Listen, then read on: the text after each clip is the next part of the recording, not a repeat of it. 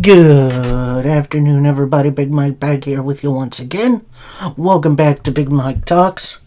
Sorry, no review video on Friday. I ended up watching the NFL Draft on Thursday, so I did miss TNA Impact.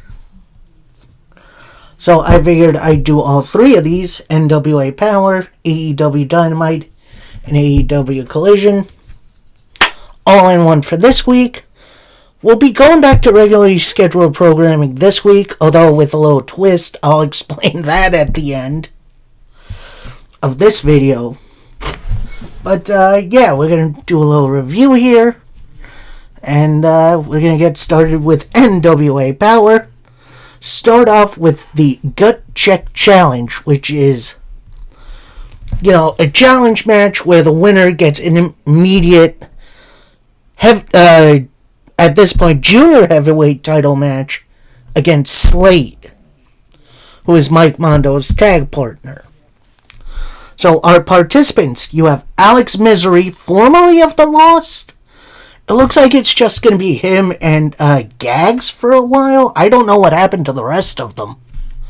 But, yeah, it's an interesting situation.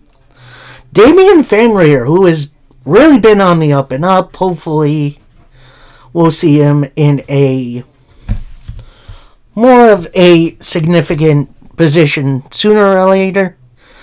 And the debut of Ethan Tornado, which is a very Canadian spelling, which is, honestly, this was definitely a very quick match, but a very effective match. It kind of felt like... Did you just poop in here? It felt very X Division style-esque, although it did feel a little rushed. Your winner with the Lightning Bomb, which is a great name for a finisher, Damian Fenrir. So then, Slade comes out with the former Damien Sandow. And then we go to a commercial break,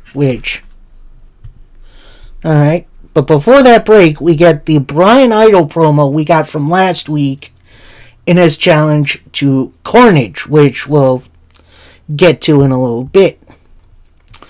So this next match is for the NWA Junior Heavyweight title. We got Slade defending against Damian Fenrir. Now, before the match gets started, the ref is checking on Damian, seeing if he's good to go. Damian stands up, looks like he's ready to fight.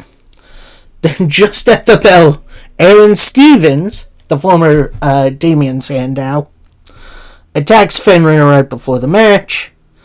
And then it's pretty much just a Slade show. Eventually, Damian does get some stuff in.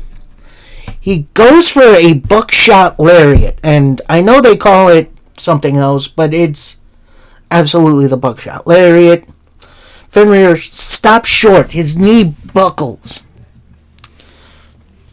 Slade with a clothesline, a Slade slam, which is angle slam, and then a Slade lock, which originally it was the ankle lock.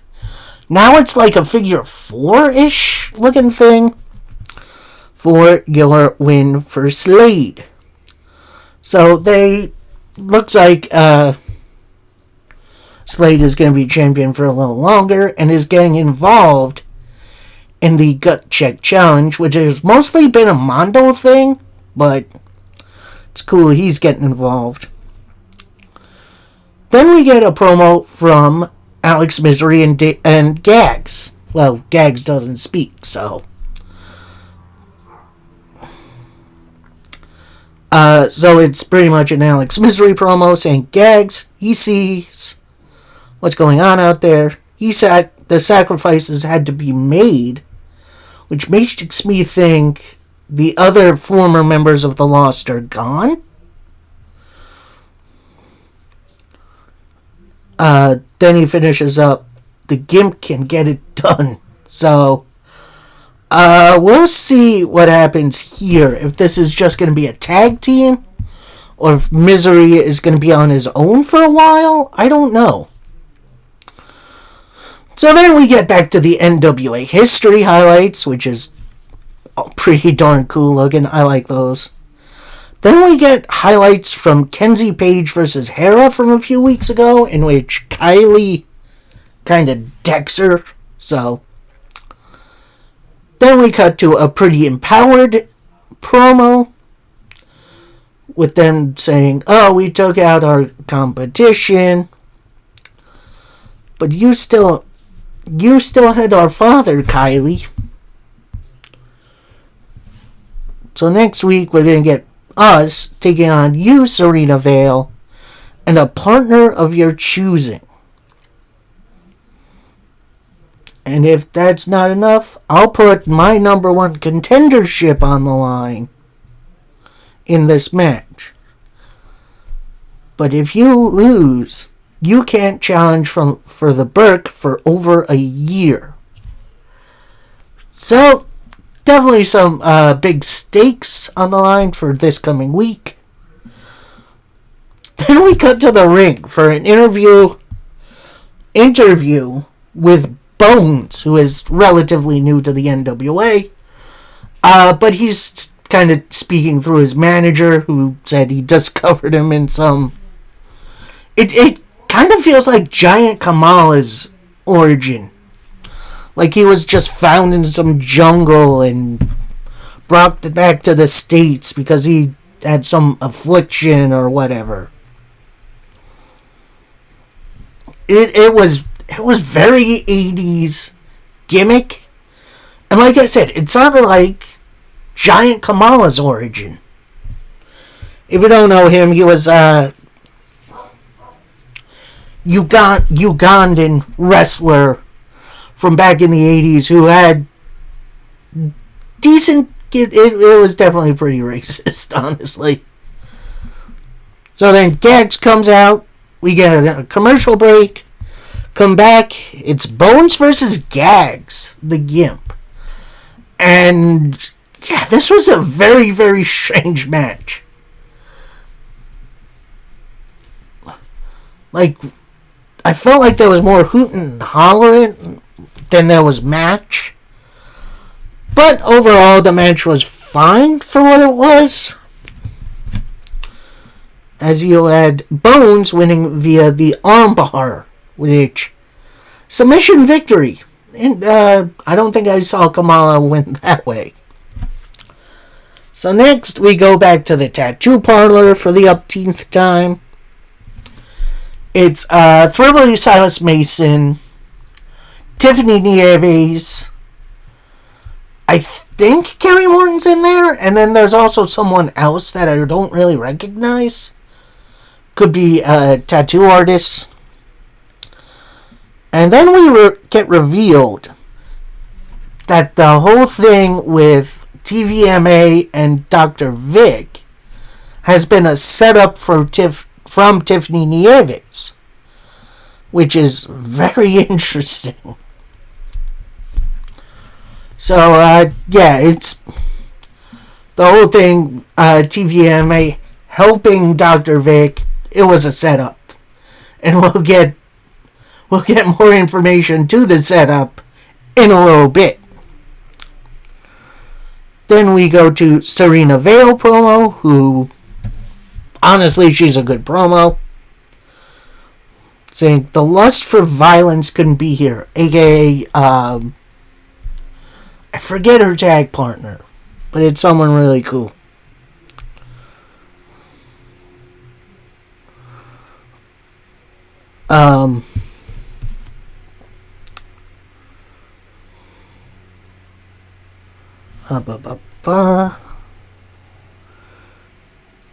Here we go. Pulled some strings, and I got a new partner. That's when Hollywood Haley J walks in, kind of turns to the camera and says, "Don't be so surprised. Money talks." And that's where the segment ends. So we're getting The Page sisters, Pretty Empowered, versus Serena Vale and Hollywood Haley J next week. I'm in. I'm definitely in. So this next match, very, very interesting. It's Pretty Boy Smooth taking on the debuting Big Cuzzo. I have never seen Big Cuzzo before. This was pretty much a hoss fight.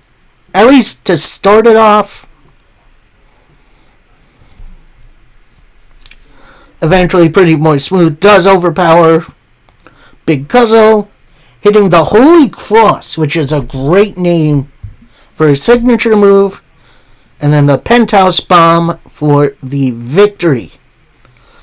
And then post-match, you see Trevor Murdoch sneak out,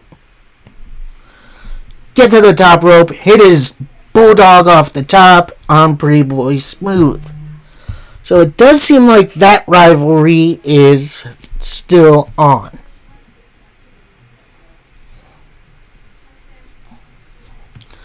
Then we get a little recap of the Smalls Daisy Kill rivalry. That's Eric Smalls Daisy Kill rivalry that's been going on. Then we go to a Daisy Kill promo. He announces he got his rematch with Eric Smalls, but he keeps resorting to cheating. So for this match, I propose a ladder match. I'm tired of your games, Smalls. And after this, I'm continuing my reign of terror.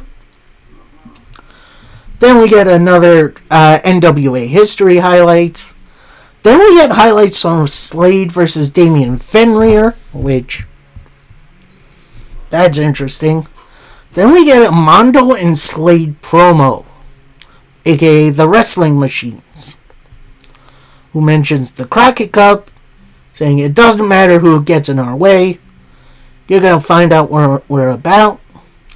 2025 we came up short, but we're champions now.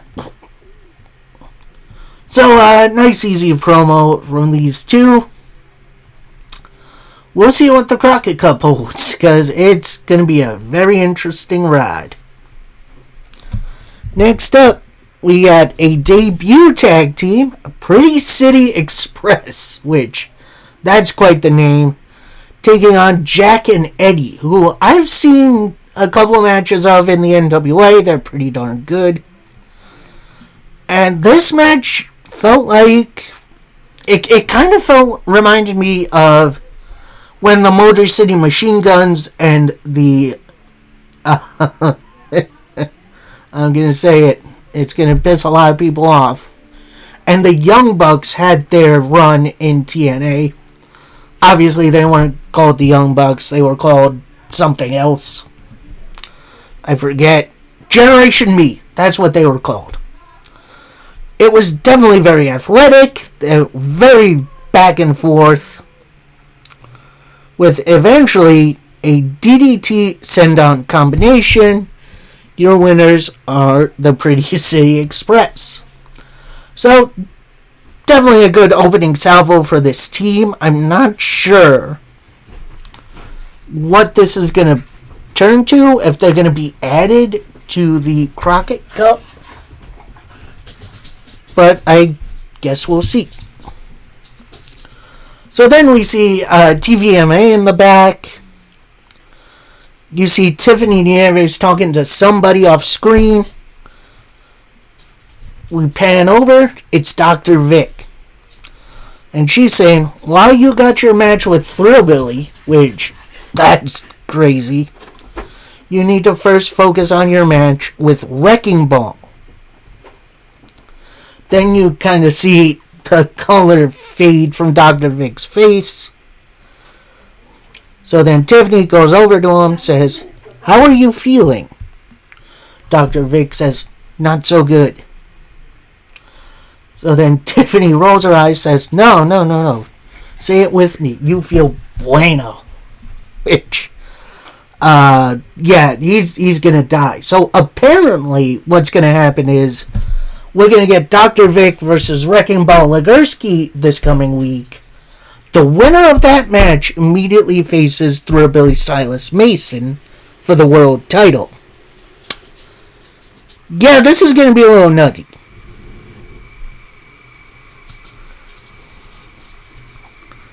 So now we make it to our main event, a no limits, no count out match between Brian Idol and Carnage.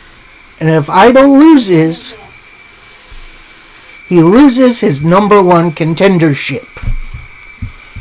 And this, I don't know, this was a little weird of a match. Chemistry definitely wasn't there. But I will admit it did build up really good to a very interesting finish where Carnage went for a suplex that got blocked, Idol with a roll up, and the win. So, Brian Idol cheating the Powerhouse a little bit, and we'll see if he can do that against the Thrillbilly whenever that rematch is going to happen. So that was NWA Power. We now move on to AEW Dynamite. If you give me 1 second.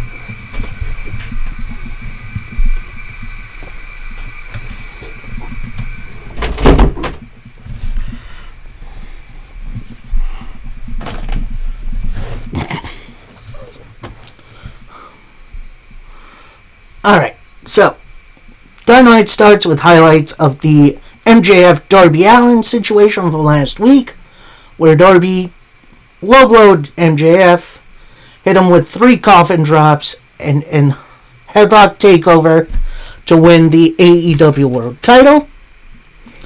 We then see MJF beeline it into the ring and pretty much say, I'm not like your paper champ Darby Allin. You show me some damn respect. Last week will be forever known as the Seattle Screwjob. 3 days before that, I wrestled an absolute war with Kenny Omega and won, only to realize days later, be informed I was defending against Darby. Darby Allin isn't the proper champion. He's a dirty little cheat. And if you all believe Darby can beat me at 100%, you must have short-term memory loss. I'm the most complete wrestler in the sport. I'm the man who made sure Hangman can't be champion again. I kicked out of the One-Ringed Angel. I'm the best in the world. I don't care about Ciampa. Darby, come on out and hand me my title right now. So we have a beat. Music plays. It isn't Darby. It's Kevin Knight, the TNT champion. So he comes out, gets in the ring, says, man, this is the same old Max, whining like a little bitch. Then we hear a little bitch chant starting up. So Kevin continues, I know you're tired of hearing this, Max, but it's about to get real. You get to hating, but doesn't Jet look good with this new title? I'm about to put this title on the line all the time. But in our match, I had you beat. If anyone got cheated, it's me. MJF retorts, okay, what an elegant speak here. You think you had me beat? You think it's socially acceptable to be friends with Speedball Mike Bailey? If memory respects, I beat you for an easy win. No, you're not world champion material. It should only be me and me alone. Then MJF looks down, says, that's a cute little title you have there. It fits you like a glove. And I can tell you're a good hand here in AEW. But you're someone who will never be AEW World Champion. And you should know better than to step in the ring and breathe my air. So Kevin Knight gets right into the face of MJF. Kevin Knight then says, keep running your mouth. I'd have to slap the nose off your face. MJF retorts, you talk about the lineage of the TNT title. There's no coincidence. This is actually still Kevin Knight. You never held it. But I'm going to keep the train going as I hand you an ass whooping. MJF backs off, says, no, Kevin, you want to wrestle me? I've proven I'm better than you before. But you sold me on this belt and tell me how proud you are of it. Well, now I'm going to turn this pride into depression. Put that on the line and you got your match. Knight takes a beat, says, hell yeah, I'm going to rip you a new one. MJF turns, get me a referee. Referee runs out. Looks like we're about to have this title match. Before the bell rings, MJF bails, walks up the ramp, says, I don't wrestle on your time, I wrestle on mine. We'll do this next week. So we got a I'll say this, very interesting setup for a title match. I'm not sure where this is going to go, because if MJF wins the TNT title, would he then defend that at Double or Nothing? And then we have set up for something else for Darby at Double or Nothing. There's definitely a lot of question marks here. Or do we just say, screw it, we do title versus title? Either way, I couldn't be happier. So next up, we see The Demand and Chris Jericho backstage. They're getting interviewed, with Ricochet saying, oh, he doesn't have any friends here, he burnt every bridge, and he's now the man who gets his ass kicked every week by The Demand. Then Jericho says, oh, you need to stop saying that. I actually got that copyrighted. And I could set you up with a shirt. Revealing a Chris Jericho shirt that literally says, gets beat up by The Demand on the weekly. Which, honestly, that's clever.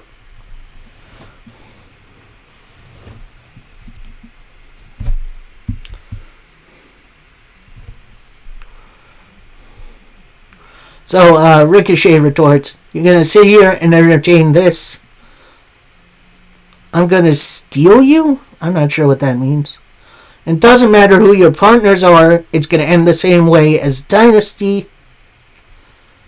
So then Jericho pipes up and says, oh, I don't need to find a friend of mine. I just need to find some people who don't like you as much as I do. And that's going to get very interesting very quick. So, first up, first real matchup, we got Brody King taking on Blackheart Lio Rush.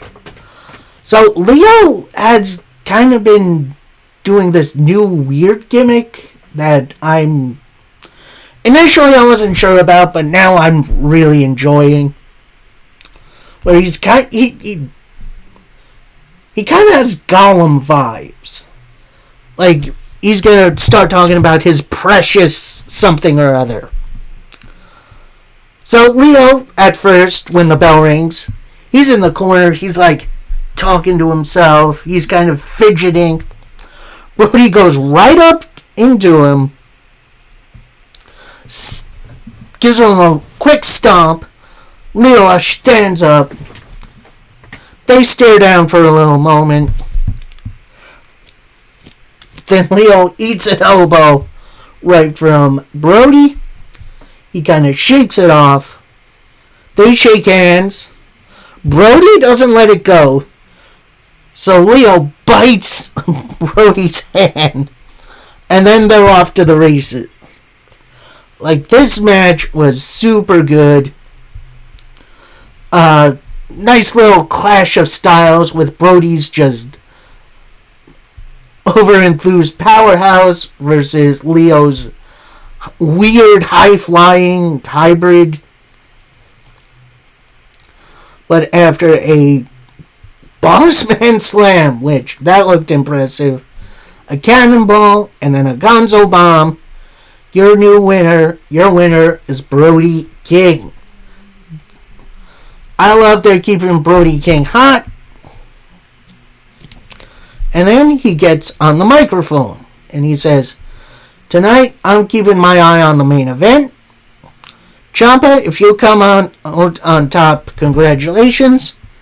Darby, I'm so proud of you, but not enough to not bring the violence." Oh, Brody King throwing his hat in for the world title. I am into it. Hook me up, boy. And then we go backstage for a Tommaso Ciampa interview. He's sitting down in like a folding chair, and he's kind of like rocking back and forth a little bit. So then he says, "I've been told my entire career what I'm not. I don't pass the airport test." So if you don't know, apparently there's a test on your popularity as a star, whether in wrestling or other places, where you get recognized in the airport, which I feel like that's not a good test anymore because there's a lot of people chronically online, me included. So the Ciampa continues, "I'll tell you what I am. A husband, a father, a brother, a family man. Tonight isn't just about wrestling. It's about breaking that glass ceiling that's been put over me. I haven't seen a man more ready for this moment in my life. Ask Darby, does he really want this moment more than I need it?" Ciampa, bringing it. I love it. The energy's great. Great promo. Love it. Love it. Love it. And then we go to somewhere else in the back for a Adam Copeland promo. And he's like sharpening something. Turns to the camera and says, FTR told Cage and I last week, we'll never get another AEW tag team title shot, but I believe we deserve another shot. And I came up with an idea you can't refuse. You're clearly one of the best teams ever, but at Double or Nothing, Cage and I will challenge you to a New York City street fight, and you're going to prove you're the best. And if you win, me and Cage will retire as a team. Cope continues, "I know what your answer should be, unless you know we are the better men. The ball's in your court, boys." I know a lot of people are a little tired of Copeland. I cannot get enough. Like, when he came back was one of my favorite moments in wrestling. And now that we got him back, I know a lot of people are a little tired of him, but I'm not. I am absolutely so ready for this match. And little spoiler alert for Collision, FTR has a little amendment to the match, which I'm gonna, you'll see. So next up, a match I don't think we've ever seen before. Maybe they did it in like Stardom or something. We got Mina Shirakawa taking on Hikaru Shida. Shirakawa extends her hand before the match. Shida denies it, and they just... excuse me. They have one heck of a good match. These two got some great chemistry together. Really good back and forth. Including the counters of the Sling Blade. Shida getting the ropes in the figure 4.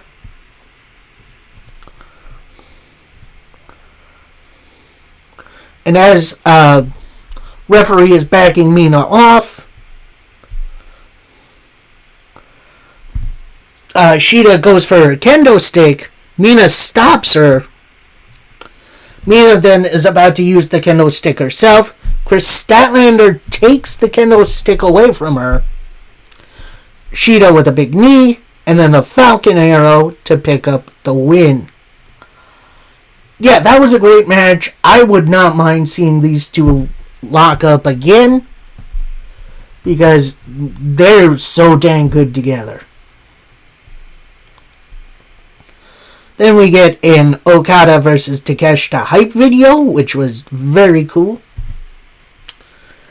Then we get a recap of Collision, where the Dogs attacked the Young Bucks and the Rascals post their big match, which hypes up the Collision match with the Death Riders, the Dogs, the Rascals, and the Young Bucks. We'll get to that one in a second, because that was nuts. But first, we get to Will Ospreay versus Mark Davis. Two men with tons of history in New Japan, where Mark Davis and Will Ospreay, along with Kyle Fletcher, were on a team called the United Empire. And yes, Callum Newman and a couple other guys like that continue that in New Japan.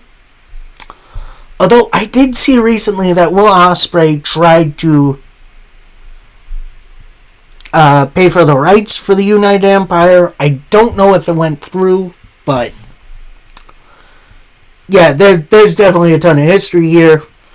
Ospreay attempts a hidden blade right off the bat. That gets blocked into a big old shoulder tackle by Davis. And this was a great old match until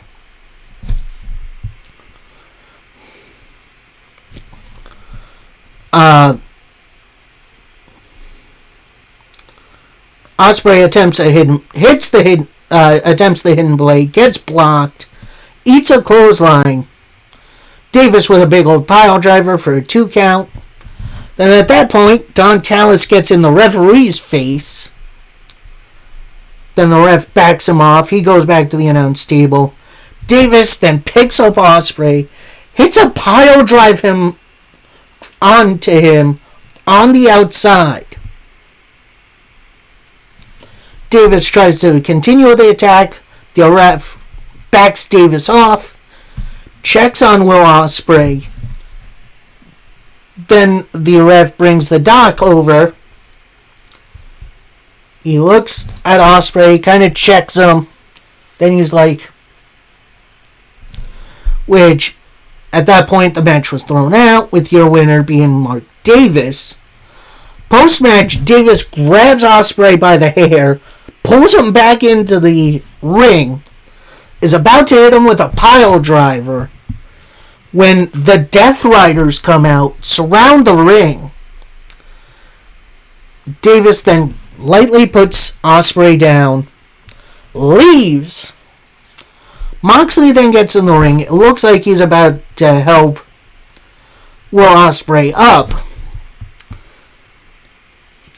Then Yuta and Garcia grab him and bring him to the back.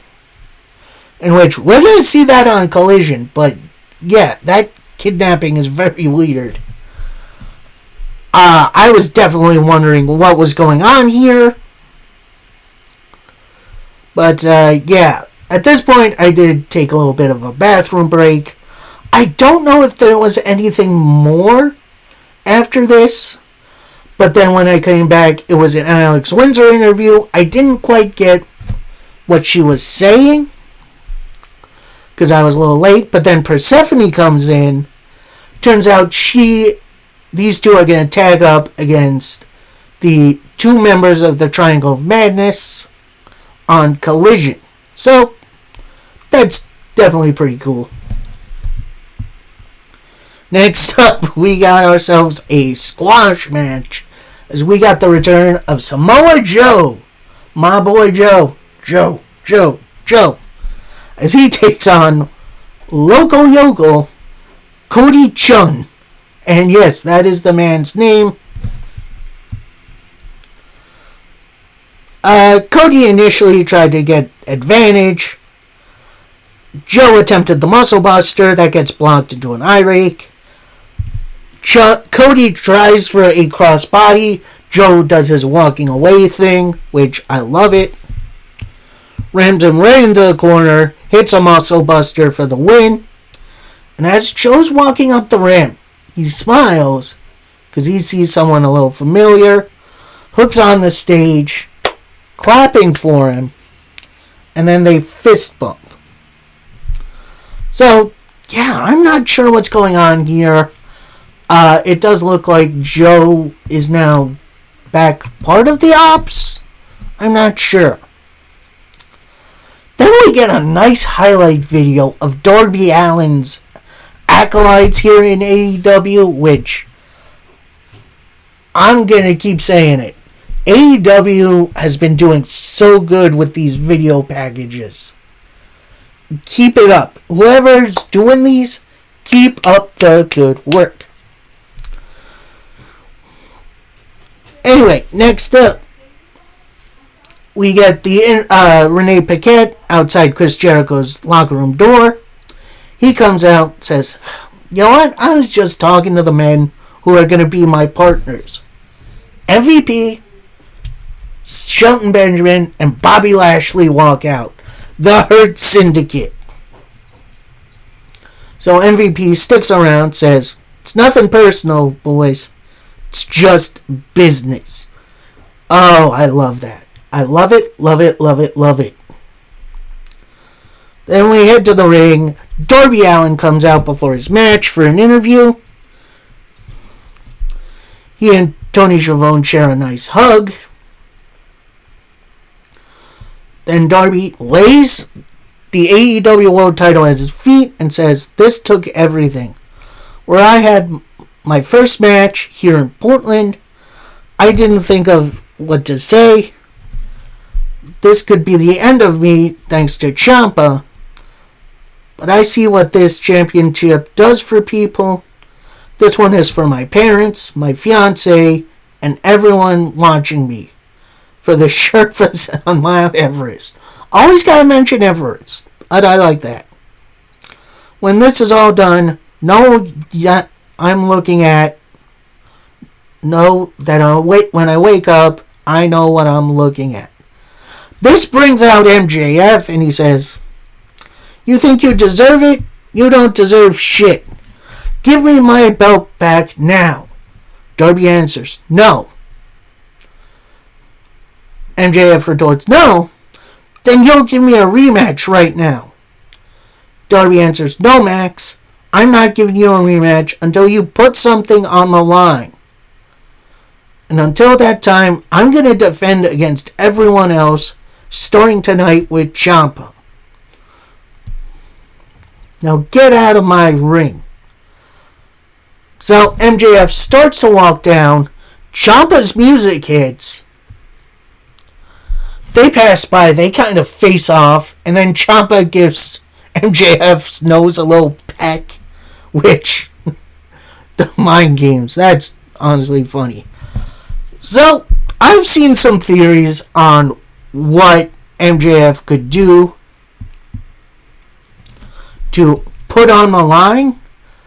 One really interesting one is reinstating Hangman Page's world title status. Like, so he can challenge for the world title again, which I wouldn't be mad at, but I feel like that would be a cop-out. But, yeah, I don't know what else he could put on the line. I guess we're going to wait and see.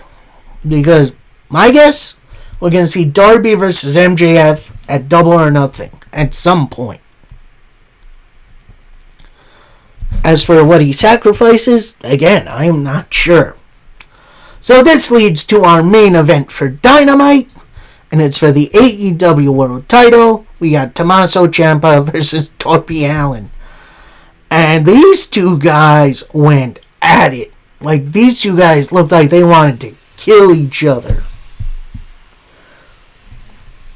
Really good back and forth.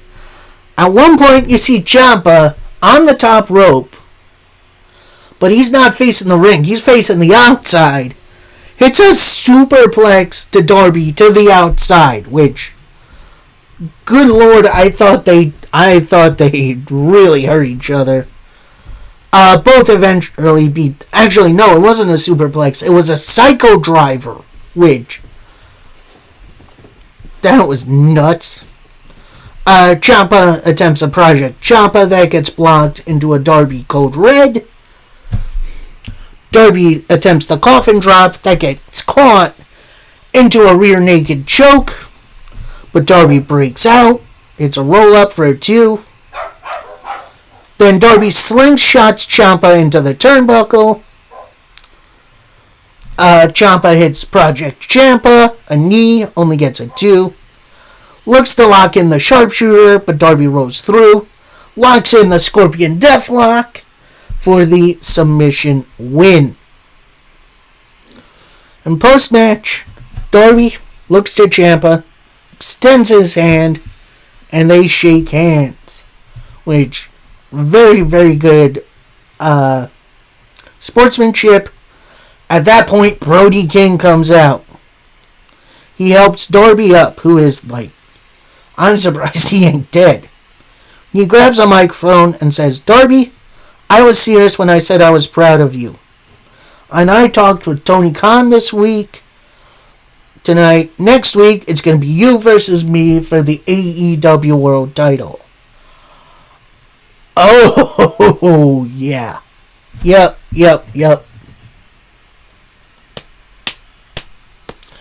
I am totally in for that. Let's go. Oh, man. Yeah, I guess Darby's living up to his word. He's going to be defending that title all over. I cannot wait for this run. Brody as the next challenger, though. That might be a problem. Because Brody is also very popular. I'm not sure he's turning heel anytime soon. But it's an interesting challenger, and I am here for it. So, that was Dynamite. A really, really good show. Solid show all around. And now we finish off with AEW Collision Playoff Palooza. Now, really? And they kind of treat this like a TV special more than anything else.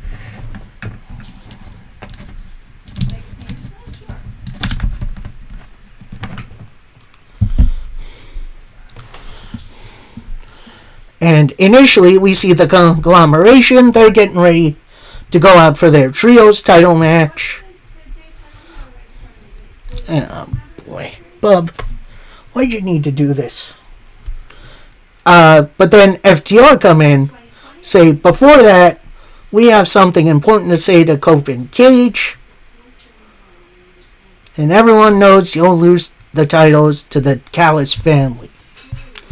So then FTR make their entrance. I thought they were just going to stay up on the stage, but they go fully to the ring. Grab microphones and say, Big Cope, I saw your challenge on Dynamite. You think you'll pull me over one on us? But if you lose to FTR, you'll retire as a team? Challenge accepted. You say you deserve it because of success you had 25 years ago? It's clear nobody wants you here. No one associated with AEW wants you here. But you didn't have to insult us. You put your tag careers on the line. New York street fight is fine. But we have something to add. A New York City street fight I quit match. Because we want everyone to hear you say the 2 words of humiliation no man wants to say, I quit. And after this is all done, FTR goes on to being the best tag team on the planet. Cope, the ball is in your court. Hell to the yes. I am all for this. And honestly, they're going to make that match crazy good. I cannot wait. And maybe I'm biased because I'm going to this show, but yeah, I'm ready. I'm ready for it. We got 2 matches officially announced. I am ready for both. So next up, we got... Hold on. You can't keep doing this, bud.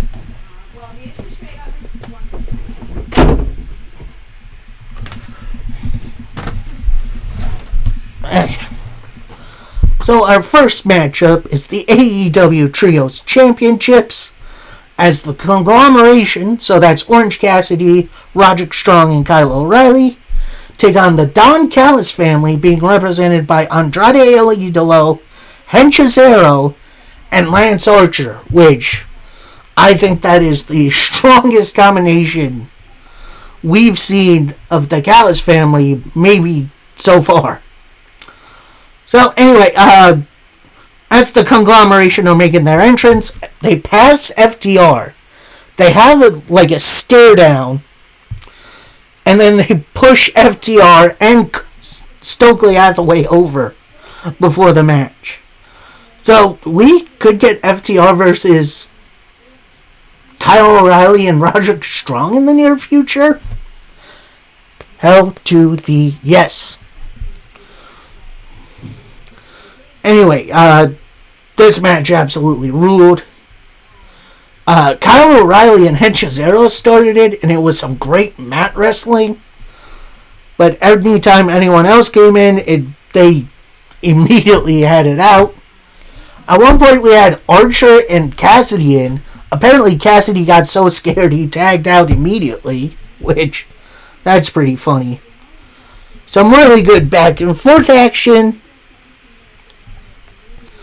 But after an orange punch and a high-low, your winners are the conglomeration. So they're still trios champions. I'm not 100% sure who they would defend against at Double or Nothing. But I think it needs to be away from the Callis family.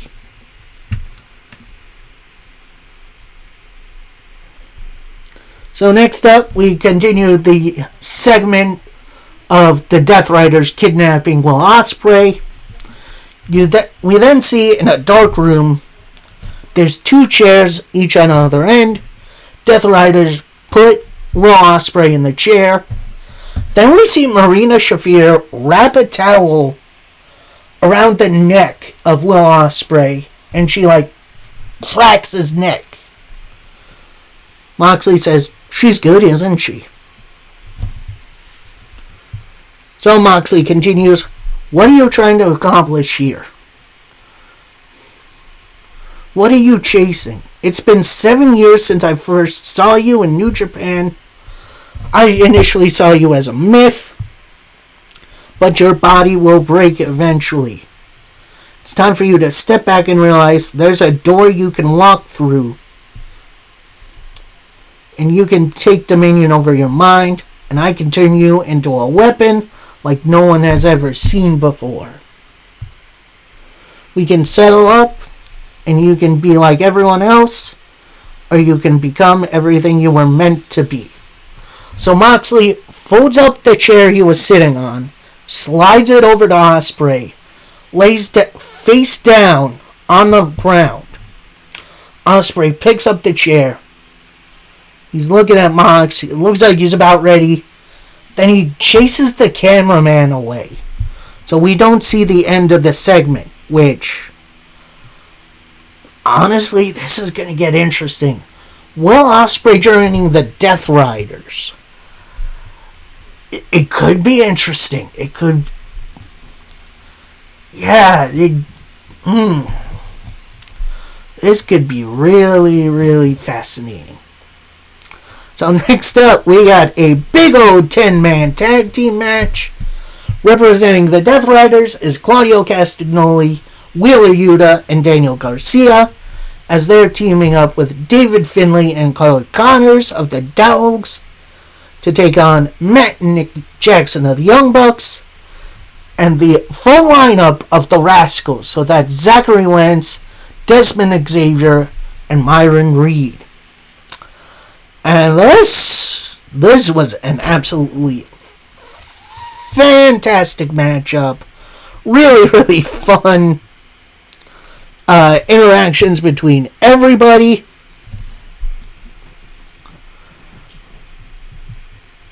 At one point, you had, I believe it was David Finlay in the middle. He ate a pair of super kicks from the Young Bucks, and then like a front flip drop kick from the Rascals, which that was wild.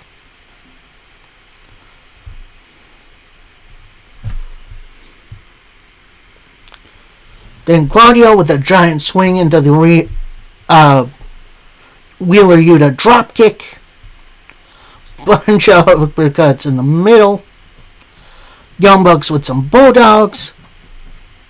Whiffs on the BTE trigger. Claudio with a backbreaker.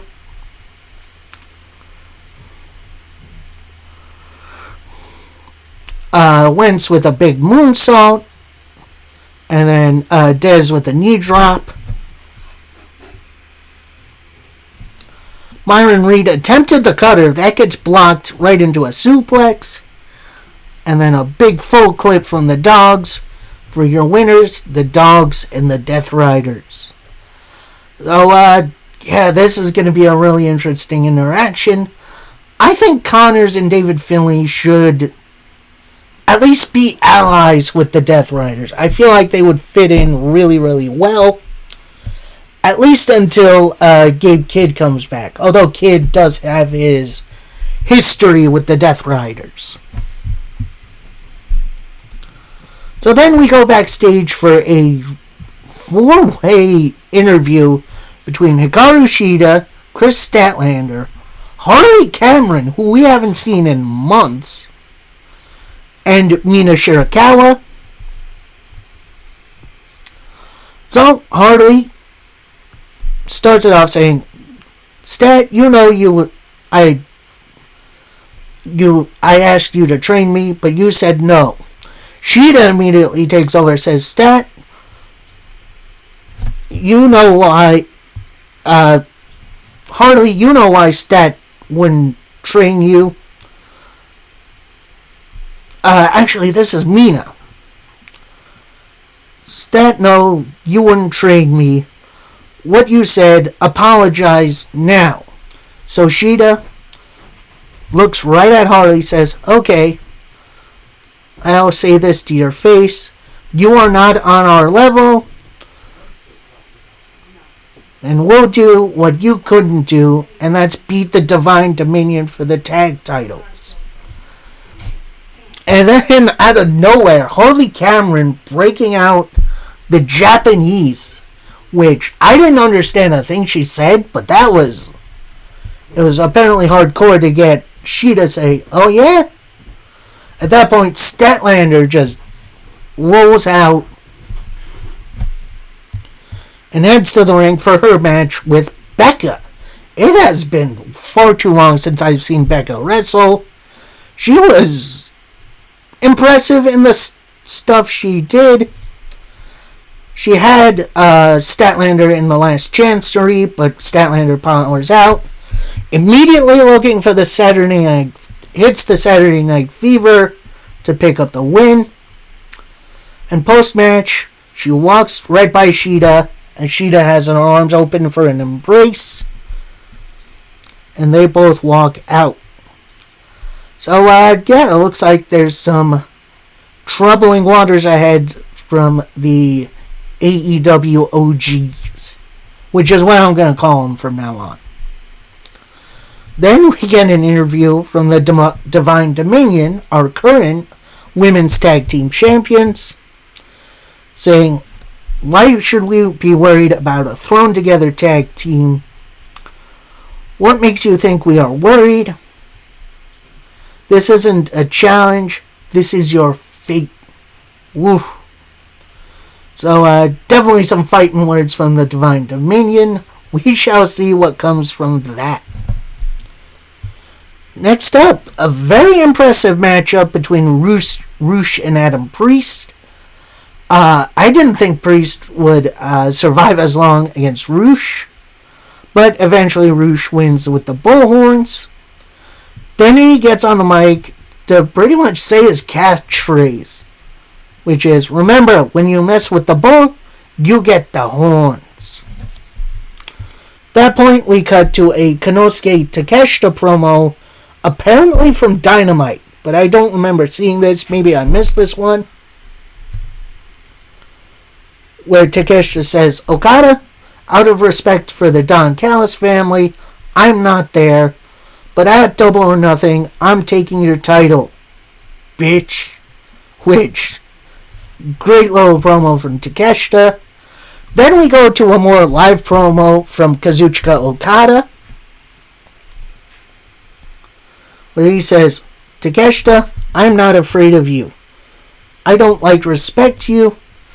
At Double or Nothing, you will lose. So definitely some fighting words from champion to challenger and Don Callis family members. So next up, a very interesting little women's tag team match. We got the Triangle of Madness, so it's Thekla and Sky Blue. No Julia Hart yet. I'll get there. Taking on CMLL World Champion Persephone and strong New Japan Strong Women's Champion Alex Windsor. And this was a great competitive match. Really good back and forth. But eventually, we see Sky Blue roll out of a powerbomb by Persephone. At that point, Thekla distracts the referee. Julia Hart slides in, moves Persephone's hair because it's all in her face, gives the black mist right to her face. Sky Blue then perks up, hits a Code Blue to win it for the Triangle of Madness. And yeah, that was a fun match. It's a little sad that Jamie Hayter's out, but looks like Alex Windsor is holding the fort down for the Brawling Birds. Next up, we got highlights, similar highlights from what we got on Dynamite for MJF versus Darby, which then turns into a Kevin Knight versus MJF hype video, which, that's pretty cool. Nice little transition, and it kind of saves time, honestly. So next up, we got the national title on the line as Jungle Jack Perry takes on El Clon. And this was a really, really well-paced matchup. There were some points that felt a little slower than others, but it did pick up on the end with Perry countering a suplex into a destroyer for a 2 count, in which leads to El Clone hitting a kind of doing a backbreaker powerbomb style, which is not sure what else to say about that. Perry with a Rana for a 2 count. Then El Clone with a Made in Japan, which I don't know how to explain it, but I'm sure it's out there somewhere. Only to get a moon count, 2 count. El Clone attempts a moonsault that gets blocked. Perry with a suplex, and then his running knee to pick up the win and retain his title. So that was a nice, fun little matchup. Again, wondering what we're going to see out of Perry come Double or Nothing. So then we got a little kind of vignette / promo from Willow Nightingale saying, everyone's been calling me the comeback killer. Shida, Aminata, and Camille all found out. If you're sitting out, if you're hurt, and you're looking for a comeback, I'm Willow, and I'm at your service. So, nice little setup for what Willow potentially could be, although I feel like AEW are kind of booking her into a corner a little bit, kind of like Gunther with the retirement thing. So hopefully this isn't the only thing Willow's going to be doing. Although if it leads to a Mercedes Moné return, I will not be mad. So then we see Samoa Joe and Hook walking in the back, with Hook telling Joe, look, I've been trying to recruit, I've been trying to get there. Then Bowens walks in and says, Hook, I'm tired of waiting. Am I in the ops or not? Hook then replies, as you can see, we got our OG back, so there are currently no vacancies in the ops. Joe then kind of steps up to Anthony Bowens, says, you heard him, there's no vacancies, because we found our newest man. You made the cut, welcome. Joe kind of pats him on the back. Hook then just kind of stares daggers at him. So, I'm not sure what that's going to be leading to, if we're going to see an ops civil war at some point, which I think could be fun, but I don't know. I guess we'll see. And finally, our main event of the evening. It's the Demand. That's Ricochet, Toa Liona, and Bishop Khan taking on Chris Jericho, Bobby Lashley, and Shelton Benjamin. Ricochet and Jericho start. Ricochet tags in Bishop Khan. Bishop Khan tags in Toa. All three of them are stepping up to Jericho. Hurt Syndicate gets in the ring to back him up. And then they just brawl inside and outside the ring for a little bit. Eventually it all comes down and it turns into more of a classic wrestling match, with everyone pretty much getting their stuff in. And then this leads to Bishop Khan and Toa Liona kind of distracting the Hurt Syndicate, brawling with them on the outside. Jericho attempts the walls of Jericho, but Toa Liona drags Ricochet out of the move. Ricochet gets back in, hits a low blow on Jericho with the ref distracted, then hits a Rico Salt to pick up the win. I've got a very weird feeling this Ricochet Chris Jericho feud is continuing, which I'm not saying no, but I feel like this needs to end at some point, with potentially a Jericho win. I'm not sure. So that was AEW Collision. I hope you all enjoyed that.